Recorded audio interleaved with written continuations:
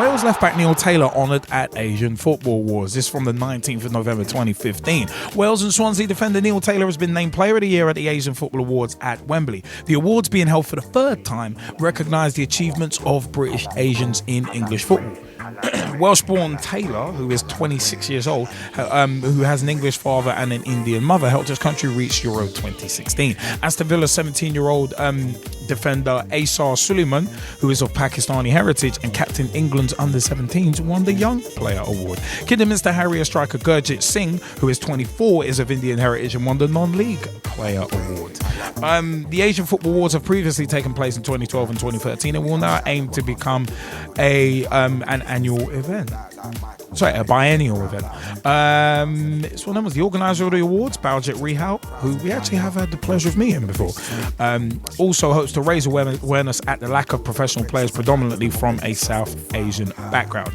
In the 2011 census, those from an Indian, Pakistani and Bangladeshi origin made up 5.3% of a 56 million plus population in England and Wales. However, there are only 7 players in England's top 4 divisions with a professional contract. Taylor is the most high profile, while Wolves centre-back Danny Batt and Mansfield left-back Malvin Benning are the only others from the group who play regular first-team football.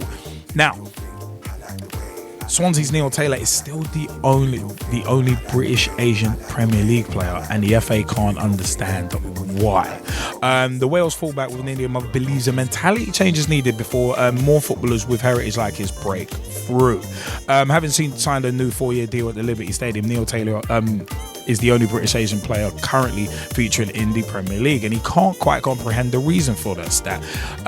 Further down at Championship, League 1 and League 2 levels, the visibility of British Asian players is equally as rare. The FA can't understand the statistics either. In an attempt to address the underrepresentation of Britons of Indian, Pakistani and Bengali heritage, it has run nationally held Asians in football forums. Taylor could be forgiven for thinking that an emerging pool of Asian talent will follow in the wake of his career at Swansea. For a league which has beamed live to huge global audiences, including in Asian countries as well, channels such as Star TV broadcast out in India as well. The lack of on-field Asian representation is simply not good enough. Concedes VFA. Before Taylor, there was Michael Chopra and Zesh Raymond in the Premier League, and now brothers Adil Samir and Rahis Nabi are tipped for success at West Bromwich Albion. But Taylor remains bewildered as to why more Asian players haven't broken through. At a forum at West Ham's Upton Park ground, he asked, well, what's the barrier?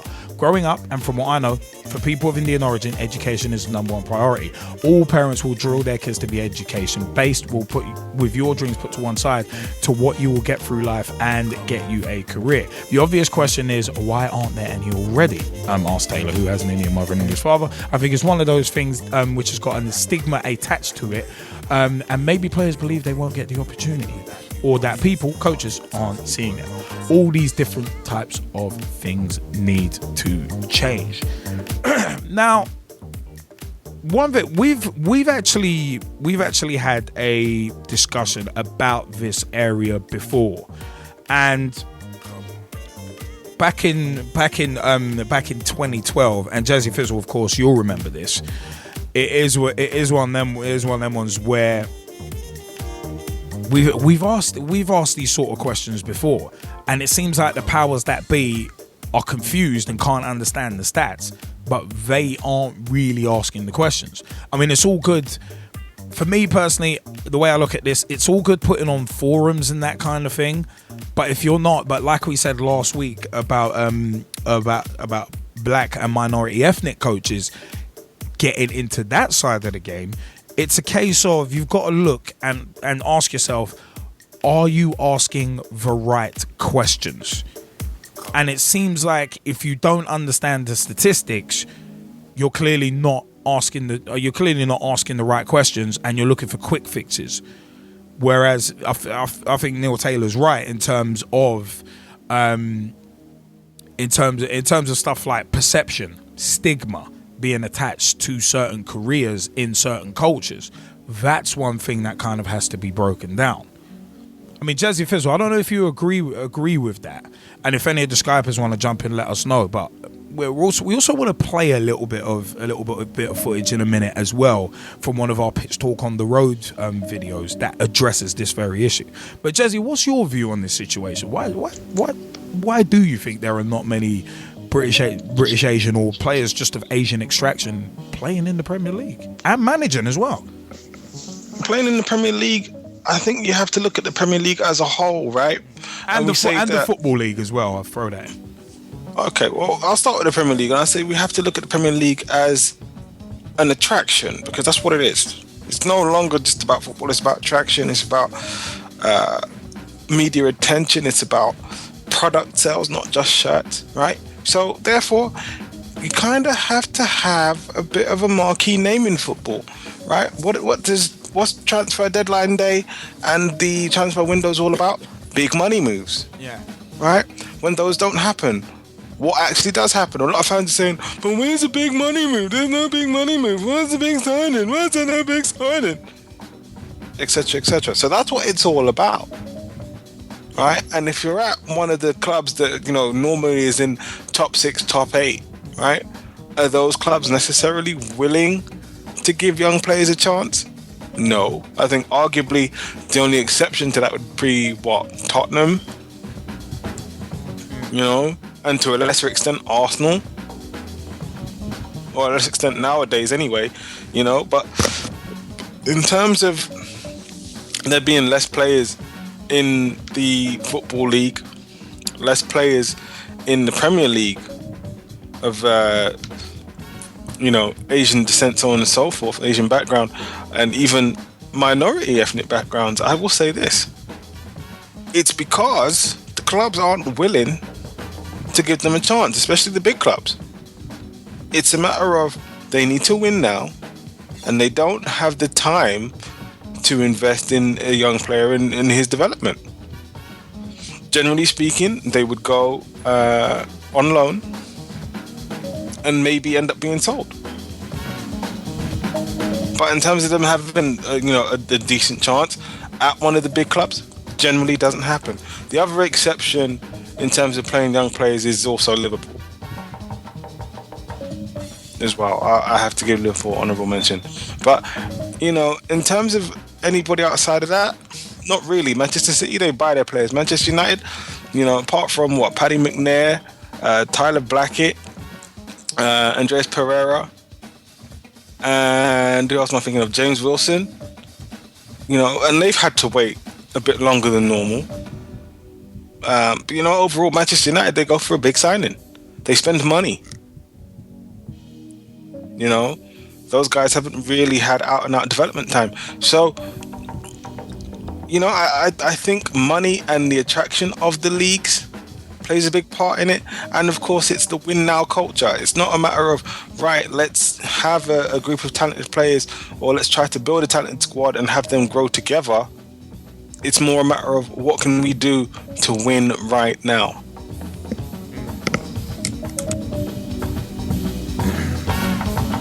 I mean, it is.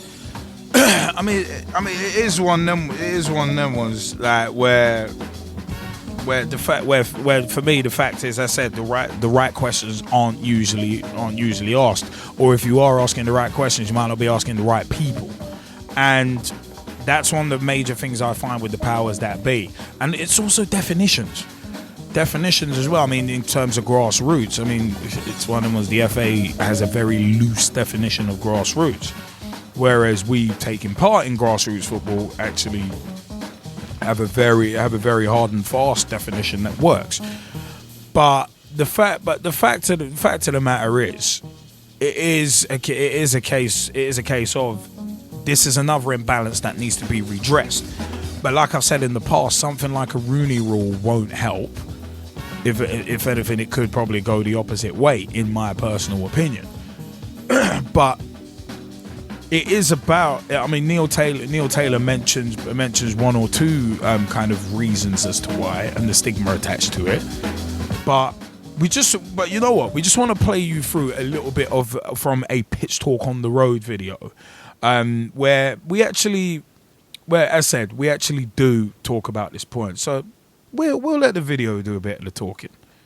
Football is, a medium that brings everyone together, regardless of abilities, sex, gender, race, cultures, etc. So, come out and play. And I think the British Asian parents need to start embracing the fact that their sons and daughters can actually come out to an area like this, maybe on a Sunday or an evening, without any problems, without any form of fears of danger towards their children, because that's the message I'm actually getting back, that the youngsters don't really want to, whether they want to and their parents aren't allowing them out. Part of my when I was in the presenting earlier, I joined in with the session and I really enjoyed it. I love football. I'm not the greatest at it, but I love it and I had fun. It is really important for getting Indians involved. I think I was saying to Gman earlier, if this was going on a weekly basis and it was established and people knew about it, because that's important. Even though this was advertised and stuff like that, sometimes it takes many touches for someone to actually, that's actually going on around the corner. So I think if you build it, they will come. If this was going on weekly and it was, if it had that tag where it's, a route in for example, Indian people, to actual football with some connections, PFA, that kind of thing. I think if you build it, they will come, and it will certainly change things in the next few years, because I've got loads of friends who are really good at football, Indian friends, and I don't know why. Some of them got to semi-pro level and stuff, and we just talk, and I don't know why it hasn't gone further. Things have been talked about today, like maybe, it's different with ethnic backgrounds, the parents might not pursue that kind of thing. Pursuing that kind of thing as a career isn't really seen as going down the family route. So you might get problems like that. I don't really know, but I want to be a part of helping that change. That's for sure. In terms of the lack of, especially British Asian coaches in the Premier League, and also black ethnic minority coaches in the Premier League, how important do you think Gman's work is in trying to redress that balance? I think it's really important, because if we look at, I'm sure in terms of the recent research and stats, there's probably I think 2 or 3 from the BME community, and in terms of Asians within that, well, I don't really need to tell you the figures, there aren't any. So for somebody like Gman, I think it's really important, because it just shows that actually it is a career that we can undertake. Because I think perhaps in terms of addressing barriers, that might be one. Is it seen as a profession? I think that's debatable, because in most cases it's probably not. So I think it's really important, because what by him coming out there and showing what he does, what it's saying is actually it can be a profession. What you've got to go out there is like himself, who's been given an opportunity, taken it, and is doing really well in it, really excelling in it. If he can do it, why can't anyone else? Why do you think there's not a great deal of Indian or Asian players in the Premier League at the moment? Do you think there's sort of systemic barriers, or is it just a case of parental barriers? It's tricky, because I don't think it would be a case of parental barriers if you were at that kind of stage. There are Indian football players or people of Asian descent in the lower leagues, if we're talking about in this country, and I don't know. I guess one argument is, are they just not good enough to be in the Premier League? I don't know if I'd necessarily agree with that. What I would say is, because the way I guess it has worked out in this country at the moment, Gman said it earlier when I was interviewing him, the British Indians are quite almost the biggest minority in England, or it could be argued that way anyway. I'm not sure the official stat, but if that's the case, when our parents or grandparents came over, settled down, since then you've had 2 or 3 generations, and they've been brought up, not just brought up here, but born and bred here. So they are, for all intents, British. They've grown up with that kind of, it's the weekend, it's the Premiership, I'm looking forward to my match, all that kind of stuff. So you've had the exact same upbringing, the exact same, go to the park on a weekend, play football, or whatever their sport that they're into might be. So it's on par. So the reason I think it might have taken so long is because of that sort of, now you're getting to the stage where people are born and bred in this country, and it's going to be a different mindset. It's not people coming over, settling and that kind of thing, where you've got that different mindset. You can imagine as the generations go on, I for example, I can speak for myself, I don't necessarily think, you've got to be a doctor or a lawyer or whatever. It's just different as the generations go on. So I think you will see a change. You mentioned in terms of seeing it as a profession, do you mean kind of the wider community, or Asian parents, or what did you mean by that? Well, in terms of profession, what I mean is it's something that you can then carry out full time, so not something in addition to. So at present, I mean, most coaches work part time, so they'd have a full time job, and it's something that they'd probably do on the weekends or the evenings. But with somebody like Judan, for instance, and his skill base and expertise, he does that pretty much full time. So what I'm saying in terms of long-term vision, if there are people out there who, from the BME community, who do feel that actually, or maybe it's something that I don't think I can do, well, actually, Judan's a fine example of somebody who's showing that actually you can. Initiatives like this are only going to help that. And the shocking thing is there aren't that many initiatives like that. You know, I like I said, I've talked to loads of friends of mine who are more into football than I am. They've not had the chance to do things like this. You know, that would really give you that kind of boosting on an Indian or an Asian kind of field or platform, if you will. So, yeah, I think the two are going to work hand in hand. The generations have changed, and initiatives like this will certainly help it. I don't think it's because people aren't good enough, and I don't think it's because of parental boundaries, as you said earlier. So we'll see. But like Judan said, it's a slow change. It's going to take a medium term, maybe up to 5 years to sort of get that going. But, it will happen. I really believe that, and I'm sure it'll make big news. What other sort of barriers do you think are potentially stopping British Asian coaches and black coaches getting into football? Do you think there's some sort of systemic change that needs to happen, or what barriers are stopping it, and what changes need to be made? The thing is, I think people are very quick to criticise the FA, and I think that actually what we need to think about is our own attitudes before we do that, because there are projects, things like Kick It Out, for instance, Give Racism the Red Card, and so on. There are projects out there that do cater for the BME community. And if we look at something recent, for instance, the bursary scheme, I mean, I don't know if people would even know about that. The bursary scheme out there that would help BME coaches pay for going on coaching courses and try and get them into working in a centre of excellence or academy system. So I think perhaps we need to look at our attitudes, and also how determined are we from being from the BME community to actually go out there, have a look to see opportunities that are available, because to be honest, I think that there are opportunities available, but people aren't grasping them. You know what? We thought we'd drop that in. If you want to see more, that was actually taken from Pitch Talk on the Road at Judan Ali's open coaching session, and that was actually back in October of 2012. But yeah, it's one of them ones. It's an interesting little conundrum, because at the end of the day, I see it as, if you want to know how to help someone, then you have to understand someone. And by understanding someone, I think the FA, in terms of, it's good holding Asians in football forums and that kind of thing.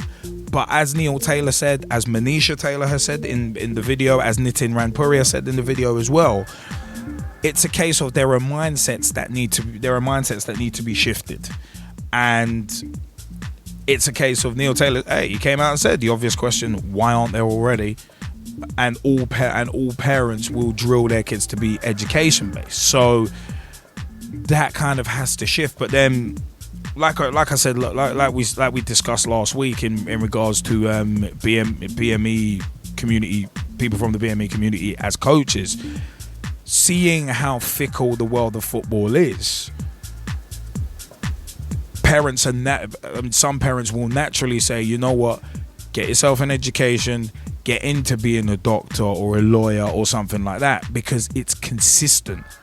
It's like the difference between freelancing and being employed, and trust me, I know about both of those from through video work. But it's one of them ones. It's like the difference between being freelance and being employed. Freelance, it can go up and down. It can go up and down at any time.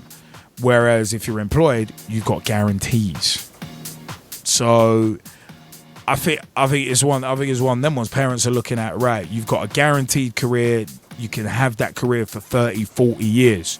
If you're good at what you do and you know what you do, you could be working at the same place for 20, 30, 40 years.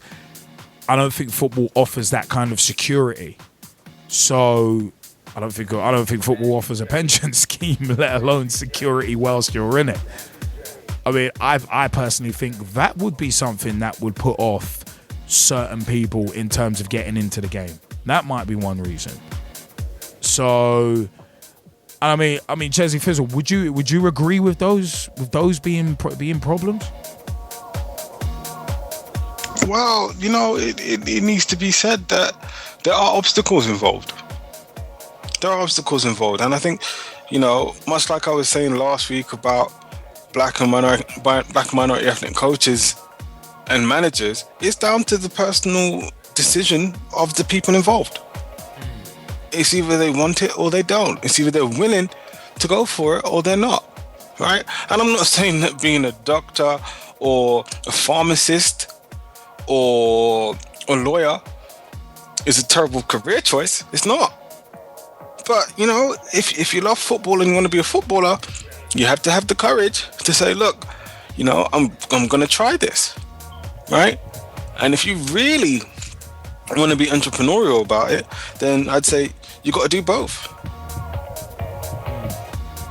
You got to do both. So it's down to the individuals. And yes, let's be honest, family does have a huge influence. And most times, family are right. Okay?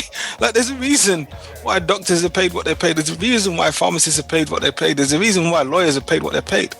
But there's also a reason why footballers are paid what they're paid. So if that's really your passion, then you have to go for it, irrespective of the other obstacles. But at the same time, as I say, those obstacles are real. Those obstacles are real in the sense of, look, if you have to choose between helping out in the family shop and going to training when the family's dependent on you to help out in the family shop, and that's what's keeping the roof over your family's head, I don't think anybody here is going to blame you for helping out in the family shop. But then you look at, but then at the end of the day, you look at the money you would get from playing football. If you're smart, you save your money. But then, let's say, God forbid, like someone's career gets cut short after a year, and you ain't had the chance to put anything down, and because of, say, a career-threatening injury, you can't do anything else. Then, is football going to pay your way? And I think the answer to that is probably a no. It's like, well, you're injured. Oh, sorry about your luck. But they're not good. But I don't think any club is going to pay for you for the rest of your life, even if you get injured on their watch. I mean, case in point, Dean Ashton. His career got cut short early. I think he got a payout. I think West Ham got a payout at the time too. But it was one of them ones. I think he got a payout. Same with Jesper Blomqvist as well. Them two guys, career-ending injuries. David Boost, another one, career-ending injuries. But it's like, okay, Luke Nillis, another one. It's a case of, but is the club still paying for those guys after their injuries that was sustained whilst representing that club? The club might have got compensation. In Dean Ashton's case, the club might have got compensation from the FA. But is the player still being paid for now, years after the fact? I mean, David Boost happened in 96. So, like, how is he surviving? So that would be my thing. That would be my thing about it. It's a case of, with football, it just looks like to someone who doesn't know football, and some families might not be into football, it's a case of, it just looks like a very cutthroat business where all your business gets put out there. When you're famous, all your business gets put out there. There's no safety net. So if you broke your leg as badly as David Boost or as badly as Luke Nillis, there ain't no pension plan. There ain't no compensation plan for you. You might get an immediate payout, but after that, you're on your own. It's one of them ones. Is that a career that is enticing to people, especially people from backgrounds who it's not a natural thing for them to go into? That would be my question. That for me, that would be an angle to look at. That would be an angle that the powers that be would need to look at, in my opinion. I mean, I don't know if any of the Skypers agree with that. Gezzie Fizzle, I don't know if you agree with that either, but that's the way I would look at it. But there's a lot more questions to be asked.